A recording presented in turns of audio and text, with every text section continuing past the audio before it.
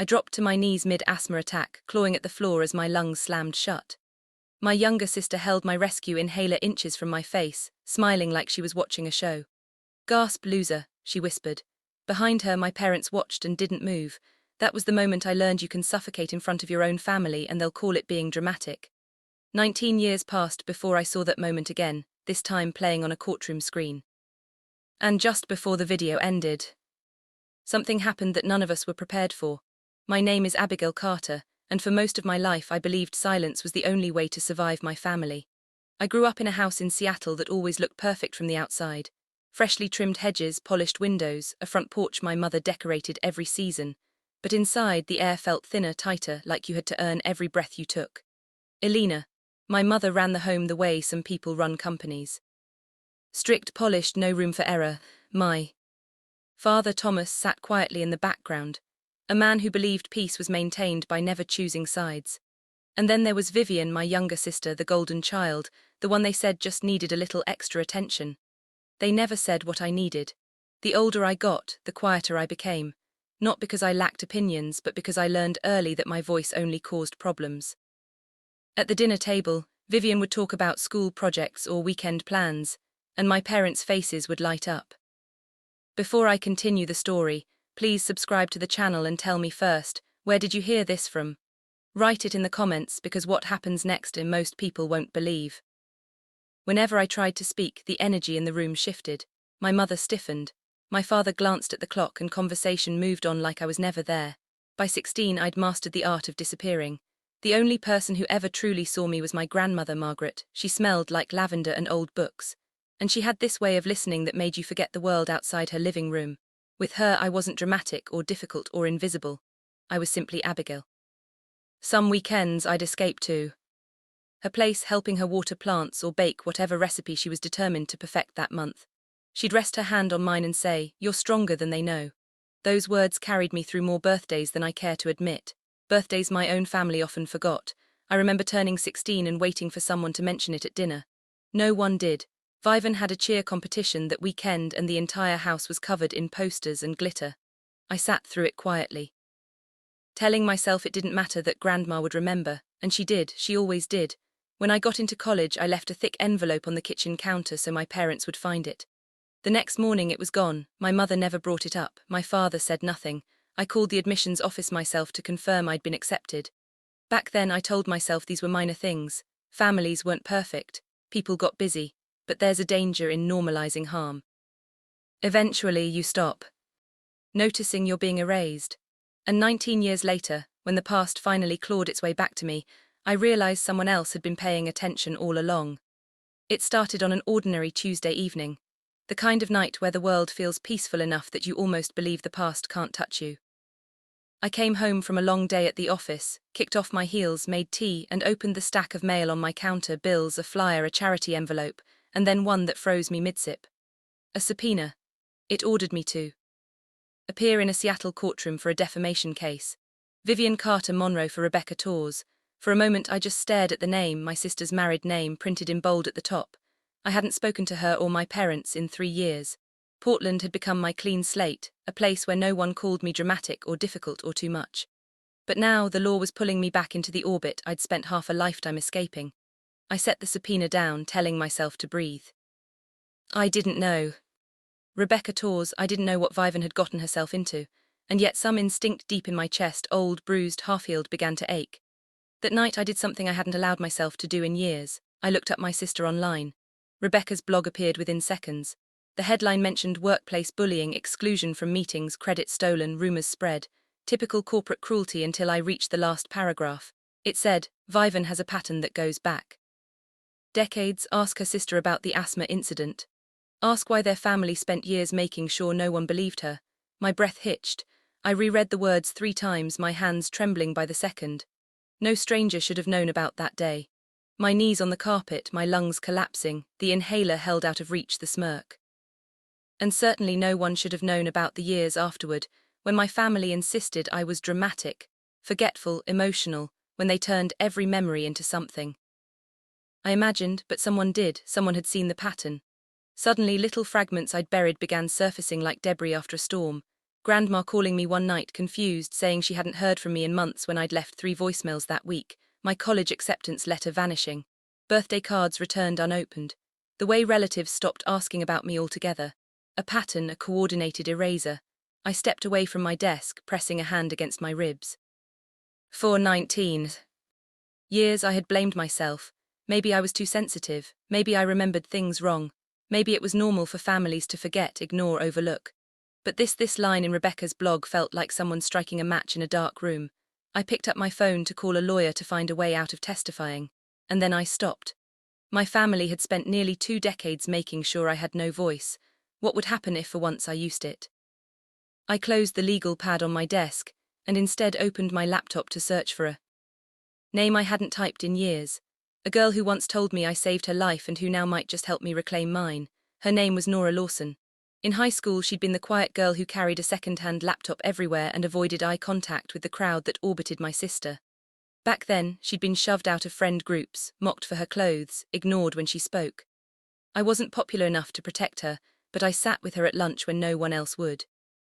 Years later, she'd become a digital forensics specialist in Portland, someone who spent her days recovering deleted records, piecing together digital trails people thought they'd buried. When I called, she didn't hesitate. "Bring anything you have," she said. "If they erased you, we'll unerase you." Her confidence steadied me in a way I didn't know I still needed. 2 days later, I walked into her office. The space was small but filled with humming equipment, screens glowing with lines of data processors stacked neatly on metal shelves, a place where truth didn't disappear just because someone wanted it gone. I reached into my bag and pulled out the only object I'd kept from my childhood home. A thin DVD in a paper sleeve labeled in Vivan's handwriting, Family Memories 2004. I had taken it with me when I moved out at 18, though I had never watched it. Even touching the sleeve made my fingers tense. Nora slid it into her system. "Let's see what your family didn't mean to save," she murmured. Within minutes, a small window opened on the monitor, the living room from my childhood home. The camera shook slightly as Vivian's younger voice filled the speakers, giggling as she zoomed toward herself in the reflection of the dark TV screen. My stomach nodded. I remembered that camcorder. She used to record everything. Breakfasts, chores, arguments she wasn't supposed to hear. And then the footage shifted. The camera pointed at the carpet, my hand clawing at it, my body collapsing into frame, my voice rasping. I felt my throat tighten. Just watching, Vivan's voice, sharp, gleeful, cut through the speakers. "Look at her, she's so pathetic." The inhaler dangled in the corner of the frame.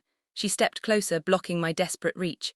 Behind us, my parents on the couch, motionless. I swallowed hard, my palms pressed to my knees as if trying to ground myself. "That's enough," I whispered, but Nora's expression changed, not at the video, but at something else. "Abigail," she said quietly.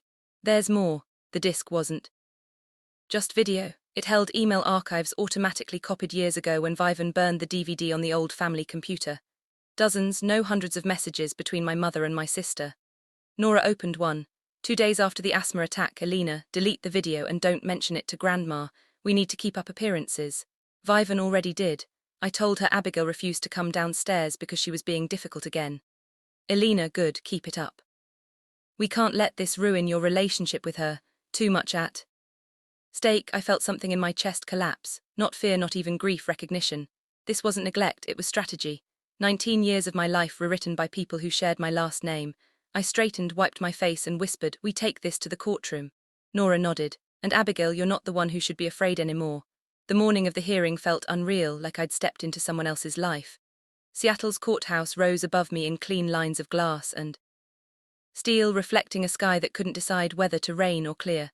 I tightened my coat around my shoulders, the cold spring air brushing against my skin as I walked through the doors.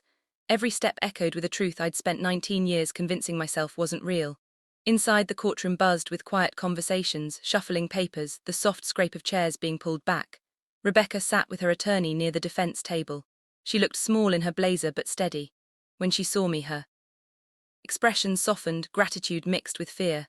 She had been bullied, yes, but she had also become the first person in years to speak my truth out loud. Then the doors opened again. Vivan entered. She looked exactly as I remembered. Polished hair, tailored coat, perfect makeup, the image of a woman who believed she had built the life she deserved. Elena walked behind her wearing a calm smile she reserved for church committees and holiday gatherings. Thomas followed, last hands in his pockets, eyes cast downward.